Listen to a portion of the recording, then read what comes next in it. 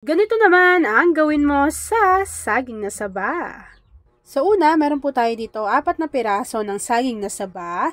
Ito po ay yung maniba, tapos dudurugin lang po natin ito. Alam nyo ba, gawa ko na before yung recipe na ito, pero ano pa yun parang 3 years ago. So gagawin ko ulit ngayon, baka hindi nyo pa yun napapanood. And yung video po natin na yun ay pumalo na ng almost 3 million views. Kung meron kayong hinog na saging na saba, perfect din naman yung recipe na ito. Kaya lang ako kasi ito yung meron. Tapos naalala ko yun, sabi ko, uy, sayang naman tong 4 na piraso ng saba kung hindi natin gagawa ng dessert recipe. Kapag nadurog na po natin ng maigi yung ating saging na saba, set aside lang muna natin to bago gawin na po natin yung ating mixture. Para naman sa ating mixture, napakadali. Una, maglalagay tayo dito ng isang sachet or 24 grams na tong Menu Magic Leche Flan Jelly Powder. Siguraduhin na hindi pa nakabukas yung apoy sa ating kalan. After po nun, tutunawin lang muna natin ito sa 3 cups of water. Yan. So, ako po, hahaluin ko lang to para hindi namumuo sa bottom ng ating pan yung ating jelly powder. Diba? Instant may kulay na yan, yung ating jelly powder.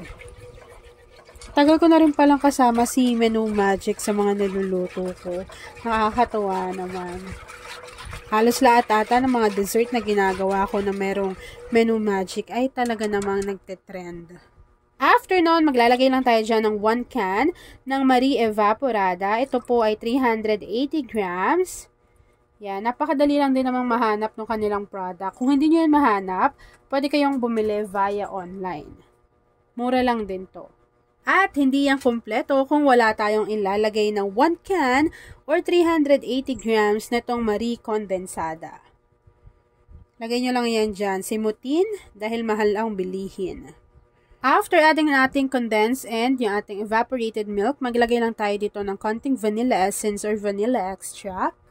And then, hahaluin lang po muna natin ito ng maigi hanggang sa mag-combine lahat ng ingredients na inilagay natin dito sa ating kaserola. By the way, yung ating kaserola na ginagamit ay matagal na rin kay atin yung Angel. Isang set yan, merong ibang kulay, pero yung black yung ginamit natin ngayon. And then, kapag nahalo na po natin ito ng maigi, pwede na po nating buksan yung ating apoy sa ating kalan over medium to low heat. Hihintayin po muna natin na medyo uminit yung ating mixture.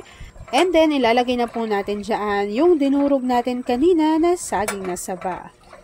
Diba? Kesa ilaga lang natin. Masarap naman yon yung nilagang saging na saba. Pero try nyo rin na ilagay sa dessert. Tingnan ninyo, masarap din. Marami na tayong nagawa na dessert recipe na halos iba't ibang klase, 'di ba? So ito, tinry ko, maraming nakasubok.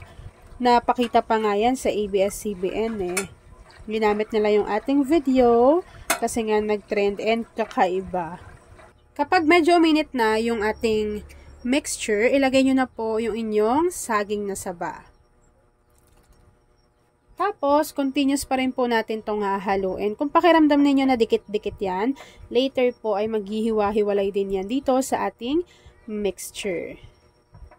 So, lulutuin ko lang to mga kakusina, and then after po noon, ipapakita ko sa inyo kung ano yung next procedure.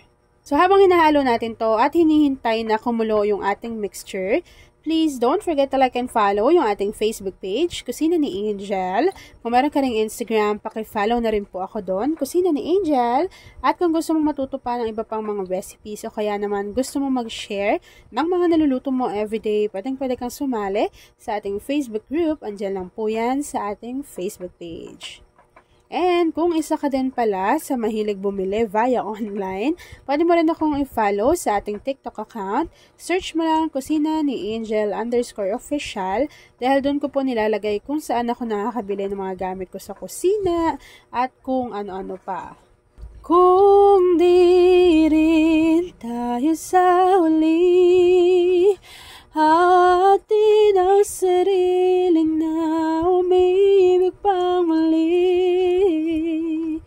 Kung di rin tayo sa uli, At ayan na mga kakusina, kapag kumukulo na po yung ating mixture, pwede na po natin i-off yung apoy sa inyong kalan. Tapos, isasalin lang natin yan sa ating mga lagayan. So ako, ito yung gagamitin ko, yung pinakita ko sa inyo kanina. Nasa sa inyo naman yan kung saan nyo po siya isasalin. And since ganito yung klase ng lagayan na gagamitin ko, palalamigin ko lang to ng bahagya, as in konti lang. Tapos, itatransfer ko na siya dito sa aking lagayan.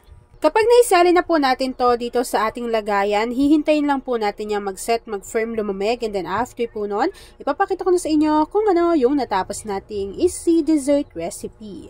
At ayun na nga mga kakusina, once na nag-set na, nag-firm na yung ating dessert, nag-dust lang po tayo dyan ng cocoa powder, and then after po nun, pwede na natin yung i-enjoy. At ayan na nga mga kakusina, tapos na po ang ating easy dessert recipe na Saba Jelly Dessert. Kung nagustuhan mo yung ating video, please like and share this video. At kung hindi ka pa nakakapag-subscribe sa ating YouTube channel na Kusina ni Angel, please click subscribe button. Click mo na yung notification bell, click all para lagi kang updated sa bawat ina-upload kong mga videos. Yun lang mga kakusina. Thanks for watching and enjoy this video.